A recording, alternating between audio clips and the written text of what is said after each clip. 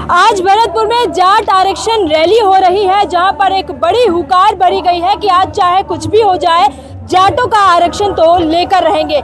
हमारे साथ नेम सिंह जी हैं। क्या लगता है आज के माहौल को देखते हुए जाट आरक्षण रैली को लेकर? हम लंबे अरसे से इस लड़ाई को लड़ रहे हैं। आरक्षण की लड़ाई कोई आज की नहीं है। हम 1998 से इसके लिए संघर्ष कर रहे हैं। राजस्थान के जाटों को 1998 में आरक्षण दिया गया, लेकिन भरतपुर धौलपुर को वंचित रखा। उसके बाद सन 2000 में हमको स्टेट में आरक्षण दिया, लेकिन सेंटर में हमको आरक्षण नहीं दिया गया। उसकी लड़ाई निरंतर लड़ते रहे। सन 2013 में मनमोहन सिंह जी की सरकार ने हमको केंद्र में भी रिजर्वेशन दिया, और जैसे ही भारतीय जनता पार्टी की सरकार आई तो तुरंत हमारा आरक्षण सन 2015 में 10 अगस्त को खत्म किया गया। इसके लिए राज्य का भी खत्म किया, केंद्र का भी खत्म किया। हम लोगों ने लंबा संघर्ष किया।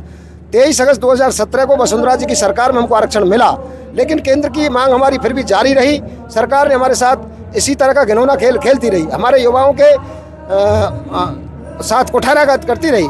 और हम लोगों ने समय समय पर आंदोलन के जरिए चिताया, वोट की चोट से भी चिताया। 2024 के लोकसभा चुनाव में भारतीय जनता पार्टी को भरतपुर धौलपुर में मात खानी पड़ी। वो आरक्षण का मुद्दा था।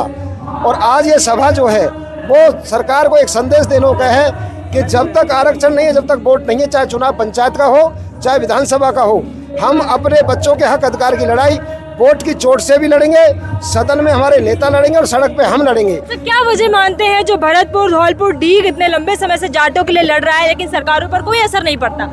ऐसा है, हमारे जो सदन में बैठे नेता हैं, ये काम तो उनका है। सड़क पर आना तो हमारी मजबूरी है। जब सदन में बैठे हुए नेता न्याय नहीं दिला पाते हैं तो जनता सड़क पर आने को मजबूर होती है। आज ये हुंकार सभा एवं हमारे नेताओं को भी संदेश देगी और सरकार को भी संदेश देगी कि ये नौजवानों के हक अधिकार की लड़ाई है और इसको हमें न्याय दिलाने की सख्त जरूरत है। अगर नेता नहीं चेतेंगे तो जनता सड़क पर अपना उग्र रूप लेगी। हनुमान बेनीवाल यहाँ पर आ रहे हैं, घर से निकल चुके हैं, लगभग 2 से 3 घंटे में यहाँ पर पहुँच जाएंगे। तो क्या लगता है उनके आने से यहाँ पर कोई असर पड़ेगा?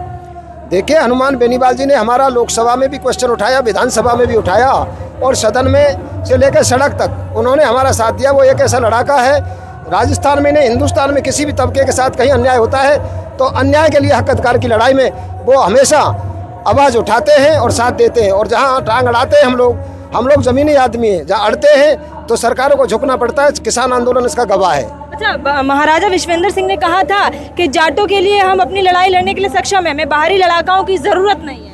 महाराजा विश्वेंद्र सिंह हमारी आस्था है, वो सम्माननीय, उनका हम सब सम्मान करते हैं।